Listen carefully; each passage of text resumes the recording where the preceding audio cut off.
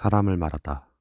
Peoples. 안녕하세요. 안녕하세요. 반갑습니다. 네, 오늘도 제갈건님 모시고 이야기 한번 해보도록 하겠습니다. 최근에 제갈건님께서 되게 굉장히 좋은 소식이 있다고 저 들었어요. 예, 예, 네, 예. 좀 소개를 해주시죠. 저도 뭐 대학 기관이라고 해야 되나 제도권 교육에서 이제 공부한 지 10년 만에 8월에 박사 학위 이제 취득하게 돼서 저 개인적으로도 좀 보람이 있고, 근데 이제 취득한 분야가 좀 생경하실 수 있는데 중독학이라는 분야예요. 그래서 우리나라에 지금 이제 많은 학과가 있고 많은 전공이 있지는 않은데, 그래도 이 중독학이 앞으로 이제 너무 사회가 이제 우리나라 사회가 중독 사회가 되어가고 그런 게 있어서 뭔가 작게나마 사회에 이바지할 수 있는 부분이 있지 않을까, 그런 희망을 갖고 있습니다. 사실 중독이란 게 이게 일상생활에서도 많이 쓰는 용어긴 하지만 네. 좀 정확한 정의를 좀 궁금해요. 정확한 정의가. 그러니까 중독이라는 거는 사실은 어떻게 보면은 약간 그 자체로 좀 낙인을 찍을 수 있는 위험성은 있어요. 그래서 이제 저기구나 이런 데서는 사실 중독이라는 말보다는 우리가 의존이라는 말을 좀 더 쓰자. 차라리 의학계나 이런 데서는 의존증 뭐 이런 식으로 좀 이제 보자 하는 견해도 있는데, 그럼 또 이제 무슨 문제가 생기냐면 너무 이게 어떤 사회적인 중독이라는 건 굉장히 사회적으로 여러 가지 다차원적인 문제인데 너무 네. 이게 질병처럼만 되어버린다 그거죠. 부정적인 이미지가 엄청 강하죠. 부정적인 이미지만 강하고, 너무 그러면 의존증 딱 해버리면 이거는 무조건 의학계에서 다뤄야 될 문제처럼만 될 수가 있기 때문에 중독이란 말, 그리고 이제 제일 중요한 건 뭐냐면 툭 까놓고 말해가지고 익숙해요. 중독이란 말이 더. 의존이라 그러면 무슨 의존 이러는데 사람이 중독이라 그러면 이제 딱 우리한테 와닿는 그게 좀 어감이 그렇죠. 다를 수 있다 그거죠. 그렇죠. 근데 이제 저는 개인적으로는 탈중독, 그러니까 중독에서 벗어나는 탈중독 사회 내지는 단중독, 중독을 이제 뭐 중독이 완전히 끊어낼 수 있는 건 아니지만 네. 끊어내고자 노력하는 사회, 그리고 탈중독, 단중독 이런 말을 좀 더 썼으면 좋겠다 싶은 생각이고, 개인적으로는 뭐 한 연구자로서는 이걸 제일 좀 유의미한 특성으로 보는 건데, 부정적인 결과가 나오냐 안 나오냐, 저는 그거를 항상 초점을 좀 맞추는 편이거든요. 그러니까 그게 중독이다 아니다를 판단하는 기준에 들어간다면. 기준에서 저는 이제 예를 들어 그럴 수 있잖아요. 네. 어떤 사람이 맨날 술을 먹어요. 네네. 맨날 한 소주 3병씩 먹어요, 잠들기 전에. 네. 근데 병원 가서 때 돼서 병원 가서 건강검진 해보면 막 간이 막 건강하대요. 그리고 다음날 뭐 술 취해서 직장을 못 나간다든지 결근한다든지 지각한다든지 이런 게 일체 없어요. 막 30분 일찍 나가가지고 막 먼저 다 준비하고 있고, 그리고 뭐 잠을 뭐 못 일어난다든지 내가 피곤에 쩔어가지고 뭐 일을 효율이 떨어지는 이런 게 없어요. 네네. 그러면 난 그걸 중독으로 볼 수 있겠나, 그런 생각을 하는 거죠. 부정적인 결과냐 아니냐. 그렇죠. 그러면 지금 말씀하신 중독이라는 개념은 알겠고, 네. 그 대표적인 중독이 뭐가 있나요? 우리나라 같은 경우에는 4대 중독을 보통 얘기를 해요. 그래가지고 아까 제가 말씀드린 물질 행위, 일단 이렇게 구분하고, 네. 그 중에서 물질 중에서 약물은 마약이죠. 그 다음에 알코올, 술, 이 두 가지를 이제 2대 들어가고, 나머지 2개는 도박하고, 나머지 하나는 디지털. 이제 박사님께서는 왜 중독학을 하셨어요? 너무 많잖아요, 사실. 많죠. 할 거는. 예. 저는 제가 중독자였거든요. 저는 지금 제가 술을 끊은 지가 아예 입에도 안 된 지가 한 8년 정도가 됐고, 그 전에까지는 혹시 아시는 분들도 계실지 모르겠지만 술로 인해서 너무나 많은 아까 제가 말씀드린 부정적 결과들이 제 삶에 많았고, 그래서 이제 저는 제가 중독자였던 게 제일 컸던 것 같아요. 왜냐하면 감기를 한 번도 안 걸려본 사람은 감기가 고통스러울 수 있다는 걸 공감 못 할 수도 있잖아요. 그래서 저는 제가 중독을 어쨌든 저도 겪어봤기 때문에 중독의 여러 분야가 있지만 그 중에 저는 알코올이었지만 술 중독을 제가 겪어봤기 때문에 내가 뭔가 중독자들한테 내가 거기서 헤어날 수 있었던 경험 이런 것들을 좀 전달을 해줄 수 있었으면 좋겠다. 그런 문제의식을 좀 갖고 있었고, 그렇게 시작을 하게 되신 계기죠. 거군요. 예, 제가 이 중독학을 공부하게 된 계기. 4대 중독, 5대 중독 중에서 가장 먼저 얘기를 해보고 싶은 건 좀 마약에 대한 얘기를 좀 해보고 싶어요. 가장 심각한. 네. 예. 그래서 제일 궁금한 게 보통 사람들이 마약을 어떻게 시작을 해요? 성별에 따라 좀 다른 것 같아요. 남성들은 되게 이제 호기심이나 또래 집단, 친구들이야 좀 웃긴 게 있거든요. 내가 이게 잘한 것도 아닌데 마치 대단한 뭔가 남들은 안 하고 있는 거를 한 것처럼 조장하려는 심리가 있단 말이죠. 어렸을 때는 담배잖아요. 네, 담배죠, 그게. 네. 너 담배 펴봤어? 뭐 입담배 하니 겉담배 하니 뭐 이런 식으로 이제. 에휴, 넌 아직 애기구나. 네, 뭐 그런 게 있잖아요. 뭐 술 네. 먹어봤니? 근데 마약도 사실 똑같아요, 그게. 너 그래서 네가 뽕맛을 아니? 뭐 네가 대마를 아니? 이런 식으로 하면은 거기서 사실 너 많이 하세요 하면 좋은데 그럼 나도 한번 해볼까? 그래야지 내가 뭔가 아니 밀리는 것 같고 약간 이런 게 있을 수 있단 말이죠. 그렇게 해서 남자들은 보통 시작을 또래 집단, 그리고 이제 현 사회의 문화, 우리 집단의 같은 이제 어느 그 이 코호트 집단이 되겠죠. 그런 집단에 이런 게 있고 여성들의 경우는 제가 이제 겪은 케이스인데 네네. 이제 일반화 시켜도 될 것 같아요. 네네. 한 60% 70% 이상은 내 연인, 그러니까 내 남자친구로부터 아 진짜. 권유를 받아서. 왜냐면 이제 마약이라는 거는 아까도 말씀 잠깐 두셨지만은 다른 중독도 그렇지만은 특히 마약하고 도박은 성하고 굉장히 긴밀하게 연결이 돼요. 네. 쾌락을 자꾸 증대시키고 극대화하려고 그러기 때문에 가장 큰 쾌락은 인간에게 있어가지고 어쨌든 성행위잖아요. 그렇죠. 네, 거기서 즉각적인 어떤 쾌락 때문에 마약은 특히 히로폰 같은 거 있잖아요. 네. 우리가 보통 여자약이라 그래요. 여자약이라. 남자보다는 여성들의 어떤 각성이기 때문에 어떤 성행위를 하거나 그럴 때 있어가지고 훨씬 그 쾌락을 증대시키는. 그러니까 어쨌든 말씀해 주신 거를 정리를 해보면 남자는 어떤 주변의 어떤 환경에 따라서 어떤 경쟁 심리가 좀 작용해서 그렇죠. 시작을 하시는 경우가 예, 예. 많고, 그러면 여자는 보통 이 남자친구나 어떤 연인. 만나고 있는 연인을 통해서 하는 경우가 많고. 혹은 요즘 같은 세대에는 세상에는 이제 클럽이나 내가 이런 데를 방문했다가 나도 모르게 누가 이제 거기다 탄다든지 그런 경우 뉴스에서 많이 나오지 않습니까? 네. 그거를 내가 이걸 실수로 마셨든 어쨌든 간에 이미 했던 순간 이 사람들은 굉장히 찝찝할 수밖에 없어요. 나도 모르게 범죄에 연루가 돼버렸다는 이제 그런 것 때문에 어디 도움을 청하기도 쉽지 않고 성폭행을 당하고도 혼자 끙끙 앓는 경우도 많으시고 그런 게 좀 있죠. 되게 굉장히 누구를 만났냐가 엄청 중요한 것 같아요. 주변. 너무너무 중요하죠. 예. 그래서 주변, 그것도 내가 지금까지 마약을 안 했다? 주변에서 하는데 어떤 그 위험을 나한테 경고해주고 더 안 나갈 수 있게 해준 내 삶이 그렇게 흘러왔다 하는 분들은 그 자체로 축복이라고 저는 생각을 해요. 인생 잘 사셨다라고 얘기하고 싶어요. 그러면 마약은 왜 뭐가 좋아서 하는 거예요? 했을 때 뭐가 좋아서? 이전에 느껴보지 못했던 경험이고 일단은 왜냐면 술 안 마셔본 사람은 술 마셨을 때 그 취기를 모르잖아요. 그렇죠. 예, 그래서 이제 일반적인 생활에서 느껴볼 수 없는 그러한 느낌을 주는데 그러한 이제 쾌감이라고 해야 되겠죠. 근데 제가 볼 때는 이 마약 같은 경우에는 이렇게 종류를 말씀을 드려야지 이걸 좀 이어갈 수 있을 것 같아요. 네. 근데 마약이라는 건 대개가 그렇거든요. 흔히 이제 크게 세 카테고리로 분류를 하자면 네. 각성제가 있어요. 네. 각성제는 제가 아까 말씀드린 가장 이제 킹 중에 킹이라는 필로폰 같은 거. 필로폰. 그런 건 사람을 업 시킨다 그러죠.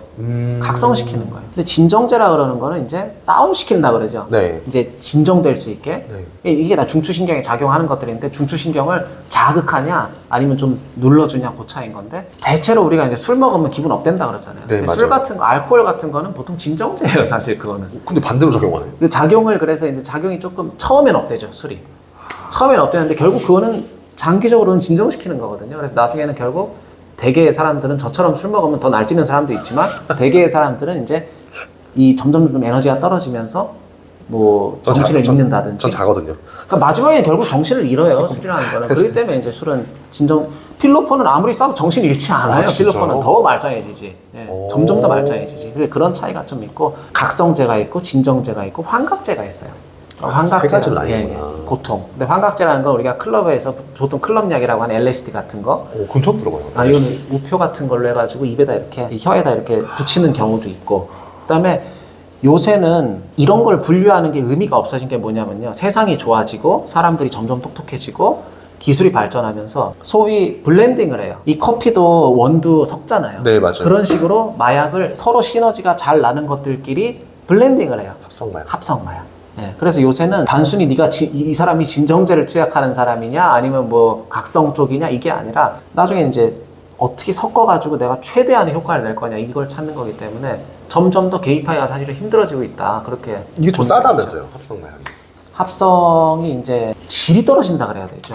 그러니까 예를 들어서 우리가 북한 필로폰이 최고라 그러거든요, 사실은. 북한 순도가 제일 좋다 그래요, 북한 필로폰이. 근데 그만큼 거기는 다른 것들을 불순물을 안 섞는다 그거죠. 근데 합성은 뭐가 들어간지 몰라요, 사실 그 안에. 근데 어떤 식으로든 이 쾌감만 극대화하는 식으로 블렌딩을 하는 거기 때문에 여기다 이제 뭐 원두만 넣어야 되는데 거기다 막 이제 좀 포만감도 주기 위해서 막 톱밥 같은 것도 집어넣고 이렇게 한단 말이에요. 그러면 몸에는 더 해롭고 안 좋은 현상으로 이제 나갈 그 가능성이 높겠죠. 뭐 마약이 다 그렇겠지만 네. 진짜 어떤 반응이 일어날지 모르는 거네요, 합성마약은 진짜. 합성 마약은 그래서 위험하죠. 검증되지 않은 것도 있고.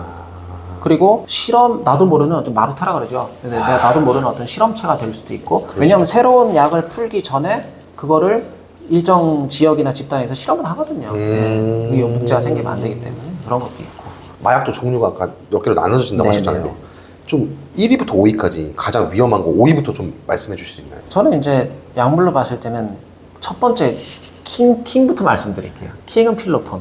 필로폰, 예. 두 번째는 헤로인. 헤로인. 예, 두 번째는 헤로인. 세 번째가 코카인. 근데 코카인. 코카인 아까 이제 돈을 좀 많이 좀 써야 된다는 단점이 있지만 그래서 더 파산하게 될 가능성이 높은 거고 네 번째는 환각 계열, LSD나 그런 것들은 이건 분위기랑 연계가 되기 때문에 그럼 나중에는 그렇단 말이에요. 사람이 나 클럽 간다 하면은 클럽 가는 목적이 달라져요. 이러면은 그 안에서 옛날에는 신나게 춤추고 놀고 어떻게 잘 되면 이성하고 잘 한번 놀아볼까 재밌게 신나게 이게 아니라 이게 없으면 못 노는 사람이 되는 거. 그러겠네요. 예, 그렇게 되는 거. 그다음에 이제 마지막에 들어갈 만한 게 일반 약물들. 그 일반 약물이라고 하는 거는 어느 정도 의료기관에서 치료용으로도 쓰는 것들. 우리가 흔히 아는 우유주사 프로포폴이라든지 이런 것들도 상당히 중독성은 높은 편이다. 예, 그럼 그렇게. 지금 순위를 나눠주신 게 네네. 어떤 기준으로 가장 안 좋은 약이라고 생각을 하시는 거예요? 중독성이 강한. 중독성. 더 의존되는. 필로폰 같은 경우에는 거의 한 번의 투약으로도 중독이 될 수 있다라고 생각을 하거든요. 근데 원래 마약은 다 한 번 투약하면 이제 중독되는 거 아니에요? 안 그런 경우도 있긴 아, 있어요. 있어요? 예, 예. 왜냐하면 이제 대마 같은 경우에는 대마가 또 합법화되거나 이런 지역에서는 대마를 담배처럼 피우는 경우도 있기 때문에 그리고 상대적으로 어떤 분들은 그렇게 주장을 하시기도 해요. 니코틴 우리가 피는 연초담배나 이런 뭐 전자담배보다 대마가 오히려 중독성이 덜하다라고 주장을 하시는 분들도 계시는데 근데 요새는 대마도 합성 대마로 많이 하기 때문에 그러니까 저는 그런 게 있네요. 필로폰이라는 거는 이거는 순수한 화학물질이에요. 대마나 양귀비나 코카인은 코카콜라 아시죠? 코카잎. 네. 그게 코카콜라랑 상관이 있어요? 거기서 상관이 있어요. 와. 코카잎에서 이제 추출해서 그걸 어떻게 가공하느냐에 따라 조금씩 달라지는 거기 때문에 근데 대마 같은 경우는 그래도 자연 유래물이란 말이에요. 이거는 대마 잎에서 따와가지고 그걸 피는 것도 말아서 물론 영화 같은 데 보면 담배처럼 피기도 하지만 우리나라에서는 되게 어떤 식으로 이 대마를 하냐면 이런 컵으로 하는 경우도 있고 컵에 위에 구멍을 뚫어가지고 여기 잎을 올려놓고 이제 불을 붙여서 땡긴다 한다든지 그 다음에 또 이제 그 기구를 만들어서 하는 경우도 있고 파이프 같은 거 작은 파이프 같은 거 만들어서 거기다 잎하고 이렇게 그리고 대마 같은 거는 이 사람들이 쾌감을 증대시키기 위해서 무슨 짓을 하냐면 담배는 그러니까 빨고 뱉어버리잖아요. 네. 대마는 그렇게 피지를 않아요. 피고 난 다음에 막 한참을 참고 있고 그래요. 예. 머금고 있는 거예요? 들이마시잖아요 우리가 연기를 흡입한 이후에 한참 춤을 참고 이걸 머금고 있는다고 하죠. 왜요? 이게 충분히 돌 수 있게. 예. 그리고 이 사람들이 이거 아까워해요. 이 어떤 이 연기를 그냥 후 뱉는 거를. 예. 그래가지고 굉장히 이 사람들한테는 이게 소중한 나의 뭔가 어떤 지켜야 할 아까운 거기 때문에. 보통 그 마약 하시는 분들은 자기한테 맞는 그 마약만 해요. 처음에는 보통 그렇죠. 그러니까 이 마약하는 분들 중에서도 흔히 말하는 계급이 있습니다. 이 필로폰을 하시는 분들은 다른 약물 좀 약간 밑으로 보는 경향이 있어요. 필로폰 정도는 해봐야지 비빌 수 있지라고 생각하는 그게 제가 볼 때 필로폰 집단에서 가장 심한 것 같아요. 와, 그러니까 나름 자기들끼리 계급이 네. 있어서 나는 필로폰 하는 사람이 네, 약간 네, 네. 너네들보다는 달라 이런 그렇죠. 게 있다는 말씀. 위스키냐, 양주냐, 너는 소주 먹는 놈이냐, 뭐 막걸리 먹는 사람이냐 이제 이런 식으로 조금 와. 약간의 그런 게 있을 수 있다는 거죠. 그러면 상대적으로 코카인은 비싸다고 하셨고 예. 접하기 쉬운 마약이 뭐예요? 대마죠. 예. 대마로 보통 제일 접하기 쉬운 건 대마. 대마를 게이트웨이 마약 그렇게 많이 얘기를 해요. 입문 마약이다. 네. 보통 대마로 입문을 했다가 대마도 이 퀄이 다르거든요. 이게 어떻게 재배하고 어떻게 말리느냐에 따라서 오는 게 달라요. 예, 그리고 이제 조금씩 거기다가 어떤 걸 추가하고 빼고 재배 방식에 따라서 이게 조금 각성 효과를 조금 줄 수도 있고 근데 이제 보통적으로 이제 다운 시키는 건데 그러니까 이걸 하다 보면 나중에 이걸로 성이 안 차거든요. 그럼 다른 걸 자꾸 해보고 싶은 거예요. 찾고 가서 결국 끝에 도달한 거는 항상 보면은 필로폰인 경우가 많더라. 저는 이제 그 통계를 말씀드리는 거죠. 그러면 박사님께서는 실제 그 중독자들도 많이 보셨잖아요. 왜냐면 이제 제가 연구를 해야 되면 그리고 또 그렇죠. 저 자신도 중독자이기 때문에 술은 가장 많이 받고 알코올은 그다음에 마약도 제가 이제 연구를 하려면 알아야 되거든요. 그렇죠. 연구의 대상을 그렇기 때문에 이제 물론 그분들을 대상으로만 본다는 건 아니지만은 그분들과 이제 좀 공유할 수 있는 시간이 있었겠죠. 그 마약 중독자분들은 보통 마약을 할 때 어떤 기분이라고 좀 표현을 많이 하세요? 제가 이제 지금부터 기준으로 해서 드린 말씀은 각성제라고 보시면 좋습니다. 각성은 모든 신경이나 피부의 감각이나 이런 것들이 극대화된다고 보시면 돼요. 그러니까 속된 말로 섹스를 하면 더 좋은 거예요. 훨씬 더. 모든 감각이 극대화되기 때문에 피부 감각 하나하나까지. 그리고 각성제라는 거는 말 그대로 사람을 잠이 안 와요 일단. 그리고 에너지가 막 넘치고 아무것도 안 하고 있어도 실제로 몸은 피곤한데. 생체 리듬적으로는 계속 피곤해져 가는 상태겠지만 내 뇌는 피곤하지 않다고 인식을 하는 거죠. 이 사람들이 보통 이틀 밤을 안 자요. 멀쩡해요. 대박이다. 먹지도 않아요. 근데 이 각성제 계열의 특징을 하나 말씀드릴게요. 네. 예를 들어가지고 아까 제가 개발도상국 시절에 우리도 암암리에 각성제를 하고 많이 일했던 분들이 계셨을 것이라고 말씀드렸잖아요. 어떤 사람이 예를 들어볼게요. 필로폰을 했어요. 필로폰을 하고 이 사람은 항상 일을 하던 사람이에요. 업무를 봤어요. 업무 효율이 막 너무 올라가요. 근데 이 사람이 어떤 날은 늘 필로폰하고 업무만 보던 사람이 아이고 내가 이거 딴 거 한번 해볼까 그러고 필로폰하고 영화를 봤어요. 네. 더 큰 자극이 들어온 거죠. 업무보다는. 이 사람 그 다음으로 두 번 다시 업무는 못해요. 필로폰하고는. 그 영화를 보다 보면 이 사람이 또 딴 걸 하겠죠. 그러면 영화 보다 보면 영화보다 더한 자극 뭐가 있을까 하다 보면 나중에 결국 이게 성으로 가요.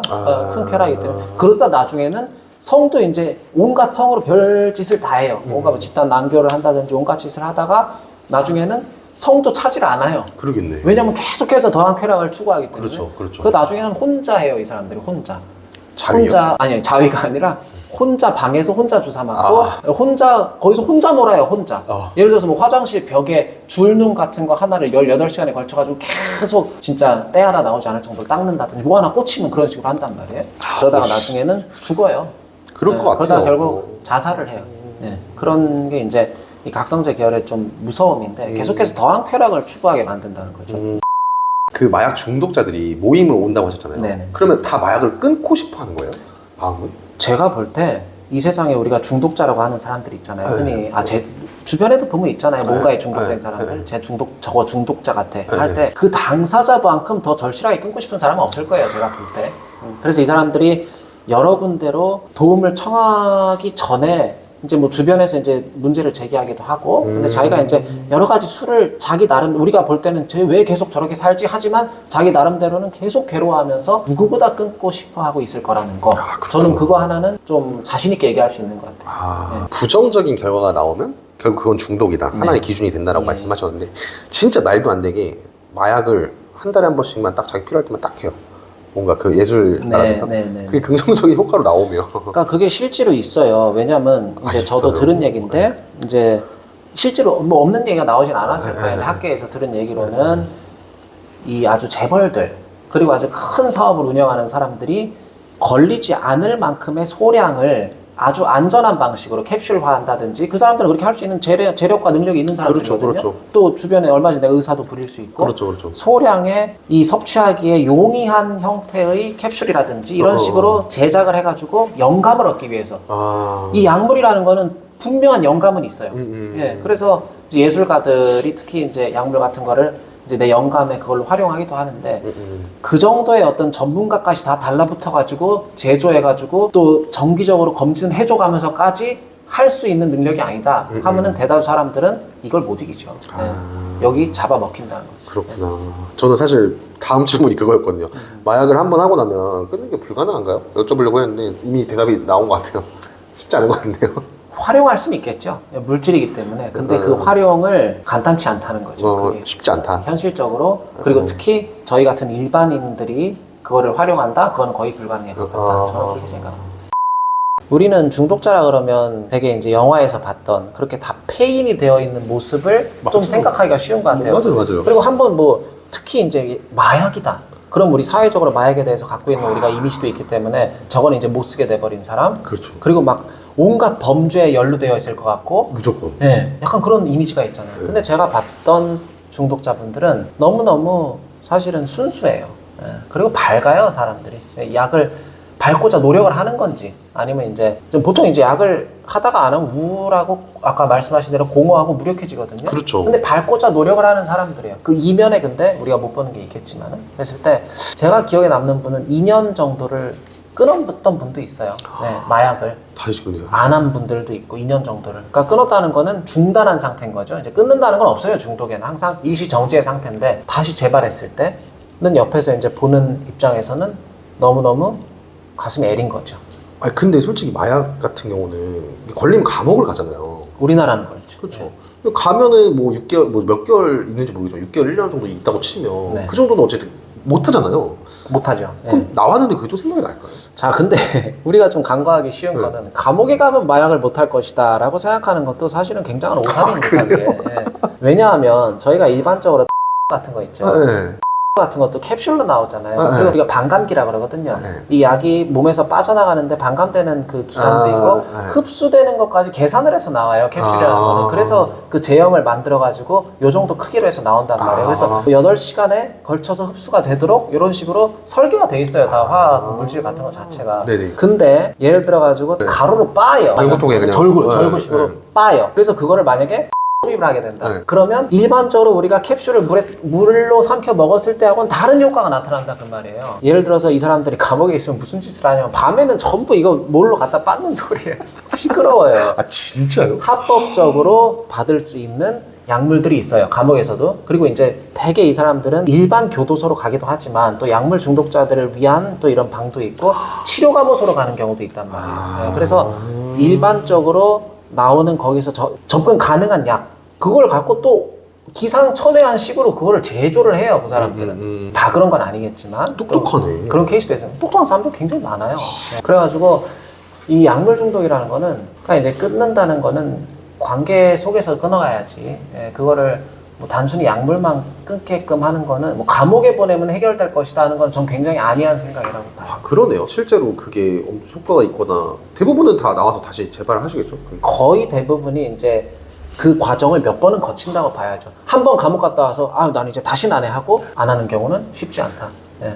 그런 얘기 들었어요. 그 어느 뭐 채널에서 들은 건데 오히려 감옥 가서 더 좋은 기술과 그런 범죄 그런 것들을 배워서 나온다고 하더라고요. 오히려 거기서 내가 이제까지 없던 안정적인 공급책이나 판매책이 된다든지 그렇게 결탁이 된다든지 아니면 더 좋게 블렌딩하는 법을 새로운 제조 기법을 알아 나온다든지 그런 경우도 많고. 박사님께서 생각하시는 마약의 가장 큰 문제점이 뭐예요?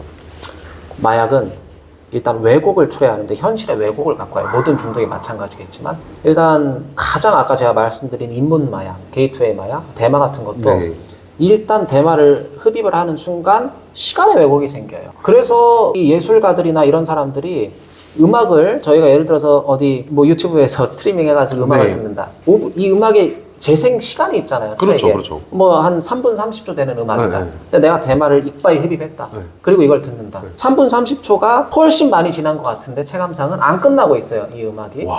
다른 예시를 들어볼게요. 물론 대마를 하고 운전하는 건 자살행위지만 대마를 하고 운전을 했어요. 누가? 터널에 들어갔어요. 그럼 그 내가 늘 다니던 터널이에요. 금방 끝났어야 될 터널이에요. 이미 출구가 보이고 나왔어요. 가도 끝이 없는 거예요. 그런 식으로 이제 시간이 느리게 가는 효과가 있어요. 진정되니까 사람이 다운되니까 시간이 체감상 느리게 가게 느껴진다는 거죠. 그러니까 예술가들은 영감을 먹고 살잖아요. 그렇죠. 그러면 같은 음악을 생각을 해보세요. 같은 음악을 3분 30분면 끝날 건데 내가 6분 7분에 10분에 걸쳐서 이걸 음미할 수 있다 했을 때는 굉장한 거기에 대한 매력을 느끼게 될 수밖에 없는 거죠.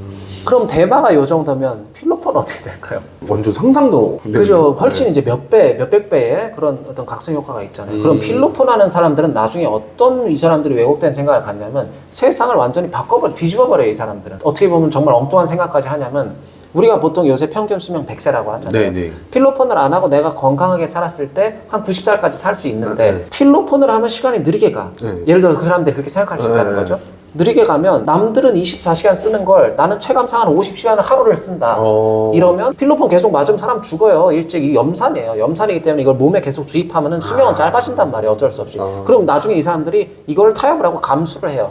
니들 90살 24시간으로 살아. 나는 하루를 50시간처럼 사니까 내가 좀 일찍 죽어도 어쩌면 내가 더 사는 걸 수도 있어. 그러네. 그런 식으로 가버리는 거예요. 내가 50까지만 네. 살아도 여자들보다 이득이다. 그렇죠. 이렇게 이득이다. 이렇게 생각할 수 있는. 그리고 이 사람들이 나중에는 어떤 발칙한 상상을 하냐면 영생을 꿈꿔요. 영생을.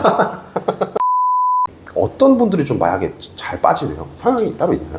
일단 이제 모든 중독이 그렇겠지만 네. 약물도 마찬가지인 것 같아요. 가족력을 봐요, 보기는. 왜냐하면 유전적으로 중독에 취약한 유전자도 있을 수 있는 거거든요. 보통 그래 실제적으로 그래요? 실제적으로. 우리가 가게도 그려봐서 보면은 보통 약물 중독자들의 그 어떤 가게를 보면 보통 윗대 내 윗대까지 한 3대 정도를 보면은 보통 다른 문제가 있어도 있어요. 술 문제가 있었다든지 아니면 또 뭐 다른 성 문제가 있었다든지 뭐 이런 문제들이 좀 있고 그런 것도 있지만 저는 이제 요즘 같은 세상에는 환경의 영향이 좀 더 크다고 봐요. 네, 환경이 너무 약물이나 이런 거에 접근하기도 쉽고 텔레그램이나 그 어떤 이 다크웹으로 저도 이제 뭐 제가 사보질 않아서 모르겠지만 5분이면 구할 수 있다 그래요, 이 사람들. 그런 얘기 있더라고요. 그러니까 너무 이제 접근하기가 쉬운 그런 게 됐고 단가도 어떻게든 이 사람들이 많이 풀려고 그러기 때문에 처음에는 절대 비싼 값에 주지를 않아요. 처음에는 거의 거저준단 말이에요.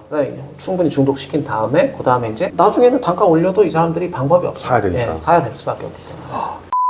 우리나라 현재 지금 마약 되게 얼마 전에 마약과 전쟁을 선포했고 네. 진짜 마약이 점점 더 대중화되고 뭔가 구하기 쉽다고도 말씀해 주셨고 네. 실제로 그렇다고 하잖아요. 뭐 청소년 마약 문제도 심하고 이거 어떻게 생각하세요? 그러니까 뉴스에서 보면은 뭐 실제 이 기사 났던 건데 어디 한 지방에서 중학생이 복도에서 남들 다 수업하고 있는데 혼자서 막 비틀비틀 여학생이 가서 우연히 그 복도 지나가던 선생님이 너 왜 그래 어디 아프니 해가지고 양호실 가고 했더니 거기서 마약 성분이 검출된다든지 아이가 뭐 택배로 받아가지고 마약을 하고 집 앞에 쓰러져 있었다든지 기사화되는 거는 빙산의 일각이에요. 좋을 것 같아요. 네. 우리나라가 마약 청정국? 막 이런 말도 있었잖아요, 과거에는. 그거는 네. 예전에 사라졌어요. 마약 청정국이라는 거. 왜냐하면 대개 그거를 전체 인구에서 그 청정국 지표를 내는 게 있어요. 네. 그 지수가 있어요. 마약 청정국 지수라는 게 네. 산출해서 내는 게 있는데 그거는 이미 예전에 깨졌고요. 그걸 우리가 되게 착각하고 있는 것 중에 하나가 우리는 지금 전혀 청정국이 아니에요. 굉장히 많이 오염된 상태고 청정국이라고 생각하는 거는 이제 되게 이제 속된 말로 쌍팔년대 얘기를 하는 거고. 그렇구나. 그리고 더 중요한 건 뭐냐면 이미 잡혀진 통계만도 되게 이제 경찰청에서 네. 마약으로 잡혀진 뭐 대검이나 이런 데서 이제